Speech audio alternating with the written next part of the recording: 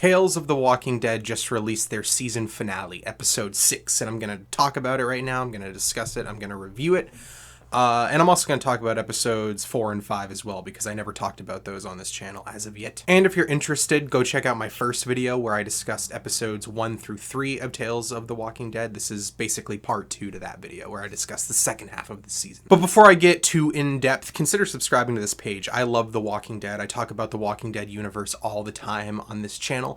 I didn't really do episode reviews for Tales. Instead, I decided to break it up like this, doing half the season and half of the season. But with that being said, I kind of regret that I didn't, because the second half of Tales I genuinely enjoyed a lot more than the first half, in fact. But also, with that being said, if you're a fan of the Walking Dead universe, just consider subscribing, because when the Walking Dead returns this October, believe me, I am going to talk about every single episode every single week. I'm going to do spoiler discussions, overall just essay type videos, that sort of thing. I love the world of the Walking Dead. I got a playlist on this page about just Walking Dead stuff, so check that out. Anyway, let's get into episode 4. Episode 4 follows a character named Dr. Everett, I believe his name is, and he's studying this like dead zone where nature is sort of reclaiming the earth. And I found this really, really interesting, because one thing I always wish that they did more in the world of The Walking Dead was show more wildlife, like show more animals and how they're reacting and how they're thriving or not thriving in this universe.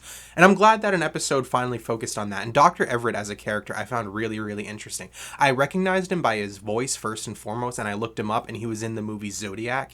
The actor's name is Anthony Edwards, but he was in the David Fincher film Zodiac, and I absolutely loved that movie. And I was surprised to see him in this show, but he did a really, really good job. And the other main character in this episode, I apologize, I don't know the actress's name, and I forgot the character's name, but I really, really kind of enjoyed her as well. I have a feeling a lot of people were going to be annoyed by her and how persistent she was in this episode, but that was kind of the point of the character. But I did enjoy seeing her on screen.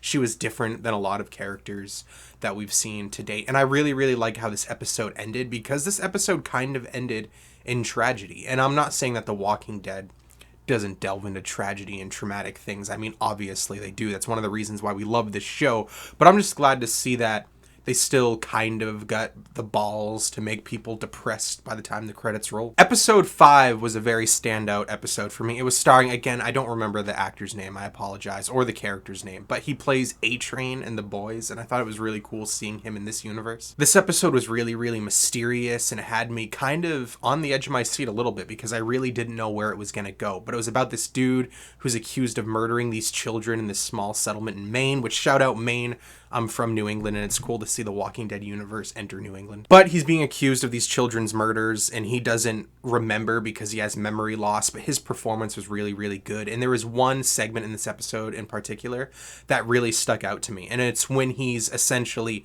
tied to the gravestone and then thrown in the van, and then the crane is crushing the van, and you have this angry mob around him screaming and chanting and wanting blood, wanting him to be dead.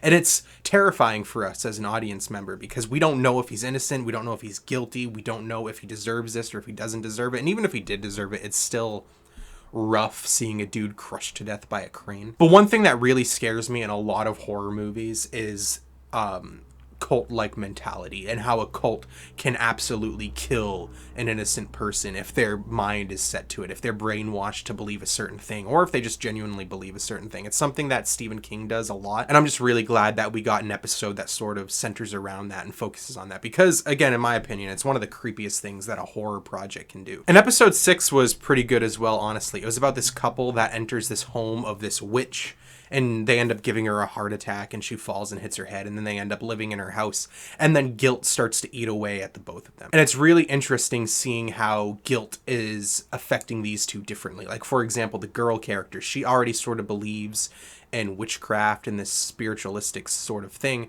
so she starts to manifest her guilt through haunting stuff. You know what I mean? She starts to hear voices. She starts to see the wallpaper move. The little Christs on the crucifixes, they come out and they attack her. And it's a Walking Dead haunted house type thing. And it's cool that they decided to do that. And was it amazing? No, but like, was it enjoyable for the most part? Yeah. And then the dude, he doesn't really believe in this sort of thing. So his guilt is sort of manifested through real life things like this parrot. And, you know, parrots exist and parrots can talk, but he starts to hear this parrot saying guilty and like calling him like a murderer and like calling him out for all the bad shit he's done. And then when he's outside, you know, dealing with walkers, he thinks a walker is a real life living person. So it's just cool seeing how these two different characters are dealing with guilt and how that guilt is manifesting in different ways. But then obviously as the end of the episode progresses, it starts to become one and the same, and they start to have the same visions. And then it ended in this really creepy way that's obviously left for us to interpret on our own. But yeah, overall, Tales of the Walking Dead, I genuinely enjoyed the second half of the season more than I enjoyed the first half of the season. Was it amazing? No, I'm not gonna lie. I'm not gonna say that this even holds a candle to the best years of the Walking Dead show. It just doesn't. But I will say it's better than I was expecting after seeing Dead in the Water, but it's still not as good as obviously I wish it could be, as I know it has the potential to be. But with that being said, I'm still looking forward to season 2. I'm always looking forward to the world of The Walking Dead expanding.